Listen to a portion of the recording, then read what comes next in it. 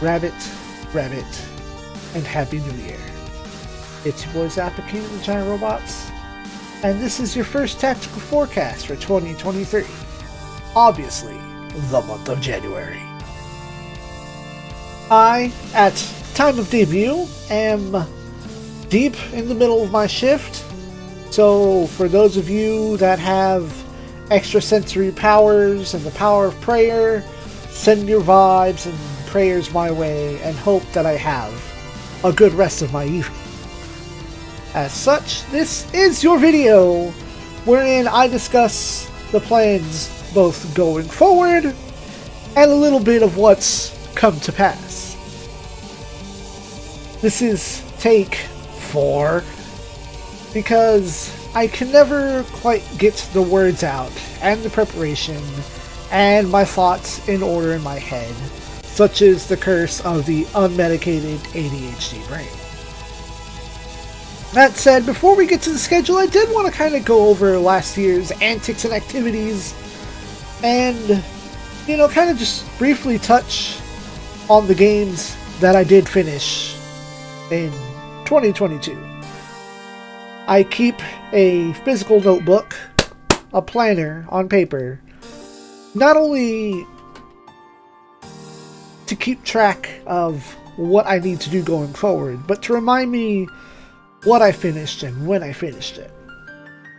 At the same time, in the same year, I started using a whiteboard to better lay out and organize the days and what is going to go up on each day. Like maybe something happens, such as I need to take a sick day or a sick week and adjust the schedule accordingly.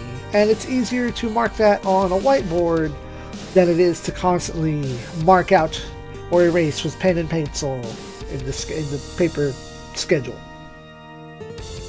We did finish up a few games that we've not only begun in 2021, but I think some of them were even as far back as 2020, just because of the way that I was recording things.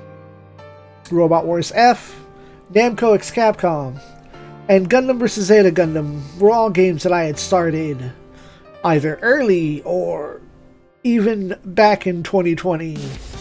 And just because I had that weird, on this day, I just feel like recording this instead. Robot Wars XO came and gone on its own roulette wheel. And that started shortly after Robot Wars GC had gotten its official translation. We will eventually visit GC, but I was very excited to roll that on the giant roulette, especially getting to use my Japanese Xbox for something. Still to come in the future, Ayuden Chronicle 100 Heroes, the Suikoden spiritual successor, had its prequel game come out, Ayuden Chronicle Rising, which we played through. It was a pretty decent platformer, although I'm very curious to see in what ways does this game set up anything for the next. Which, my understanding is that Ayuden Chronicle 100 Hero is not coming out until 2024. Robot Wars 30 literally took almost 1 year, with one stage per day, and how many stages there were, and the expansive DLC, and my recording schedule, because I'm a little bit of a dingus. That game took a really long time. It was a fun time, but as I said before, I really feel like 30 overstayed its welcome. But that also gives Namco Bandai and the producers of Super Robot Wars plenty of time to justify taking more time for whatever the next game will be. Word was it's going to be an OG game. I don't care. But I would like to see how the promo trailers work for the OG games, because I wasn't keeping up with trailers when Moon Dwellers came out, so the context is a bit lost on me. The release and finish of SD Gundam Battle Alliance went within a couple of months, which that's not bad. It was a good game. I didn't think it was very well oriented for a single player experience. You know, not being able to play multiplayer online, so the higher difficulty things are at a multiplied difficulty. And what with being so much of the plot happening during battle, the lack of certain features, be that English dub, a log of all dialogue that came up on screen, or something to make it easier to review what was said in combat. We got through on our Friday afternoon movies, as it were. Got through Hero Chronicle as well. The origins of Gilliam Yeager. Just to find out that he was both one of your first allies and the final villain. And continues his strange conquest through the worlds. My memory fails me, but was it Gil that started shit in Alpha with the SRX team? I think it was Gil. And I say was it because there are so many characters that kind of look like that, and sometimes my brain scrambles Gilliam and Ermgold, and I don't know why. After we had finished Robot Wars F, we got all the way through Robot Wars F Final. After the debacle of hitting that bug with deleting your entire Sega Saturn library and memory, so fuck. And unfortunately, the last game that we completed in 2022 was Robot Wars Compact. And not that it's a bad thing we completed it, it's bad that I wasn't able to manage my schedule in the right way so that I could have wrapped up Compact and Compact Color simultaneously. Things just went slightly awry, and the gameplay got a little bit mixed up, so it's better to go this way. So let us begin, as the song resets itself, with our regular schedule, starting with what's coming out in just a matter of hours. At noon Central Standard Time, today only, a full Let's Play of Treasure Conflicts. This game is a Super Nintendo Satellaview title that was recently translated, and I really get to thinking about how download games from back in the day, Satellaview games from that era, how were they preserved, and how goddamn lucky are we that somebody has managed to preserve them. Because if you stop and think about it, and you don't have to, but if you stop and think about it, this is a game that could only be downloaded onto a cartridge temporarily, meaning that somebody had to have kept a cartridge with these Satellaview games on there and preserved them unto the age of this modern era, where it has become increasingly more important for managing game preservation, for keeping these obscure titles from falling into the fucking void. That said, sometime in November, Treasure Conflicts is fully translated, and several of my favorite streamers and streaming associates played through the game, one after another, and I too got in there, recorded it all in one sitting, and that will be the release at noon Central Standard Time. Even my friend, Honky Kong, I'm not sure if it's 73 or 64 anymore. He has two different display names, and I'm not sure which it is. He also did a special request for me that shows a more natural, unguided way of experiencing the game, because not everyone's going to be like me and have a multi-monitor setup where you're constantly looking from a guide, so you're always making progress and not wasting the time of the viewer. I have precious little free time, and I do not want to waste your time with bumbling about and being lost.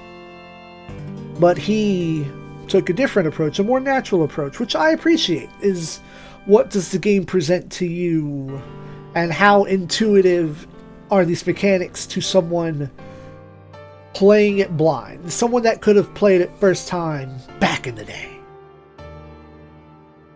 We also began a new project, one of two new projects for this year. The second one is still patent pending, floating out in the space. But for now, we have every day, every singular day for 100 days, Vampire Surviving, the very originally and cleverly named combination of vampire and that guy. I play Vampire Survivors for 100 days, about 100 runs because of the nature of some of the unlocks, to see if it is possible to unlock everything as to current within 100 episodes. I learned recently, very recently, that there's also DLC, so we'll see how I approach that. That's curious. But for now, I've recorded about 31 episodes, which approximates to about 34-35 times having gone into the menu. A few of the unlocks require you to go in, do a thing that takes 2 minutes, and be out. That's not a video. I'm trying to do as few runs as I can to see if I can unlock everything. So my goal is to at least unlock one thing every episode for 100 episodes. The 100 ended up being kind of an incidental number because I started just recording it and going through, and when I created the intro and the thumbnails, I just arbitrarily made 106 thumbnails. Why not 108 and do the Suikoden thing? I don't know. But it was about the first weekend that it clicked that I should, at least, that would be the goal. That 100 episodes is the goal. I don't want this to go on too long, but go on long enough that maybe I can generate a little bit extra foot traffic to the channel. On regular schedule, as I flip pages back to many schedule books, every Monday, Tuesday, and Wednesday at noon Central Standard Time, we continue to play Super Robot Wars Alpha 3. In the next upcoming episode, we discover that this game has sub-scenarios, which is a bit of a precursor, perhaps a prototype, to the way sub-scenarios would work in the modern area of VTX. But also, unfortunately, I did have to take a few sick days this week, so there will be 3 episodes of the re-edited Super Robot Wars Alpha Gaiden sliding in place and helping me keep ahead of schedule while allowing me to be sick in bed. Every Thursday, Friday, Saturday, and Sunday until it concludes, we have Super Robot Wars Compact in color. This recording is going smoothly. The emulator has not broken. The emulator 90% of the time does not give me crunchy audio. And the last episode of Compact Color will go up Friday, January 20th at noon Central Standard Time. One of these days I won't have to say Standard Time because we'll get rid of Daylight Savings Time. But I also don't know how to present that. But it's a point of reference for my international viewers. those that live on different sides of the Greenwich Mean Time line in the world to calculate, you know, what time it goes live on their side. For me, it's 12 o'clock noon. It's lunchtime. So you can have ye a nice hearty lunch and watch me hype up and scream and whine about robots and the numbers not going in my favor. Before we move on to billing the rest of the month, every Friday at 3 p.m. Central Standard Time, we will have Treasure of the Rudras. We continue to enjoy this game, and now, as of this recording, the Surland Curse is broken. For some time, every other episode was Surland. And that was not planned. That is why I have my phone and my little personal roulette wheel up on the camera as proof that I can't decide anything for myself. I am some kind of weirdo dingus that can't make a dedicated decision to save my own damn life. I mean, if I had to do it to save my life, I could, yes. But every time I sit there, it's like, oh, I want to play this. No, wait, I want to play this. No, I should play this. Oh, hey, I just so happened to get this game yesterday or for Christmas. I should play that. As such, we move to the wheel. On this wheel, you may look at the screen. You may be able to see that there are 6 options here. We have 2 cases of wrapping up compact color and proceeding into front mission the first. We have 2 cases of moving into compact 2, which in my soul is the right decision. But on the flip side of that, front mission first is currently more relevant, and I know very recently a patch came out. Also, there are physical copies in production. I have my copy downloaded on the Switch, but there is a limited release physical edition. You can get just the game. You can get the game in a steel box with pins, or get the game in a steel box with a diorama. My shelf space is limited. I want those pins, please. And literally just yesterday, the day of recording, as my roommate's Christmas present arrives days late, his Christmas present for me also arrived, and that is SD Gundam Force on the PlayStation 2. And the last option is to get off the highly preferred roulette wheel and put my ass on the grander roulette wheel. In previous recordings, I did roll Compact 2. I did roll Robot Wars MX.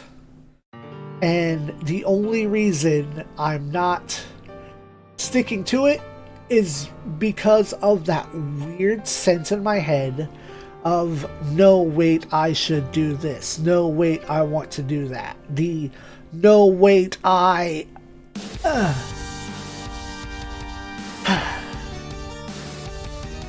don't know why I can't decide for myself on these things. So, the wheel of fate is turning.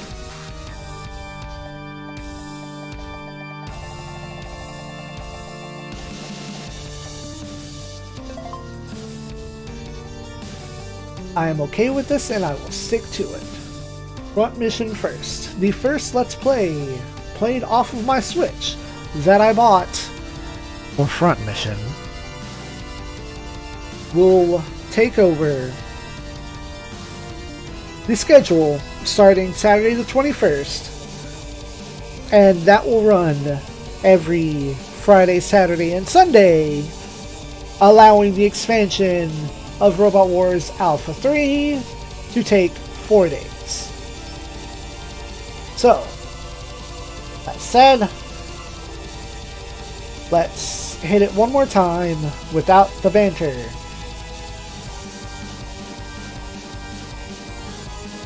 And cover the schedule.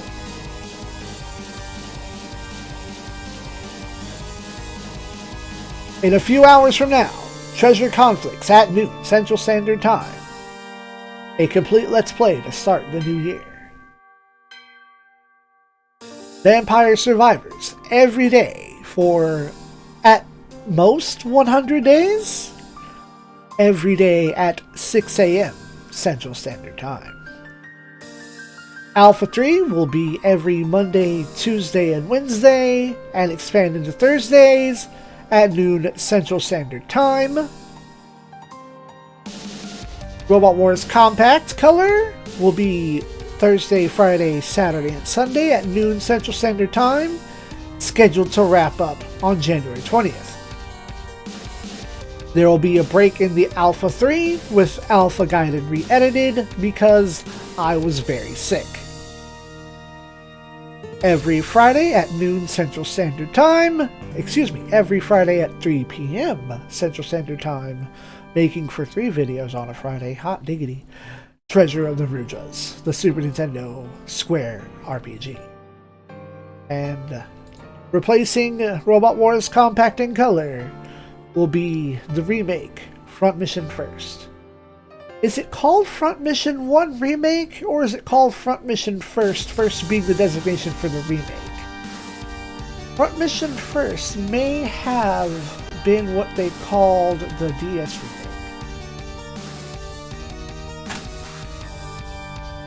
Front Mission First, remake for the Nintendo Switch. Yeah, okay.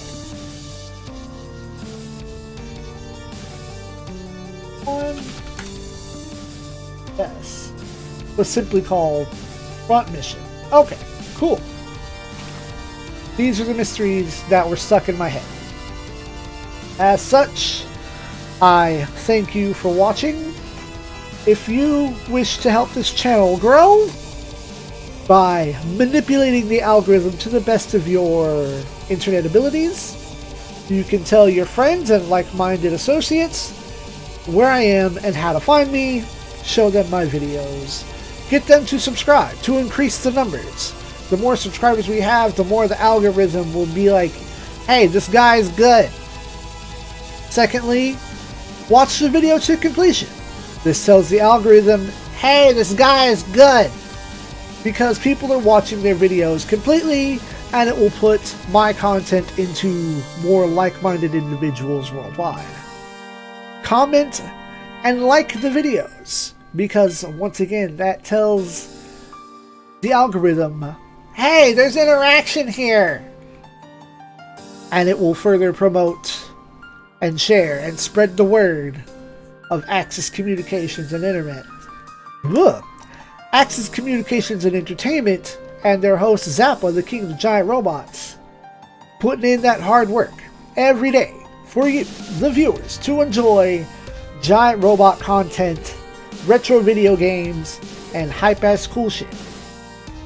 Such as the fact that in early December, I was the expensive but lucky winner, one time, one bid, for 150 USD. I got the scale replica disc cutter, all the flashing lights and sounds, and 7 different versions of Nepu Shippu Cybuster.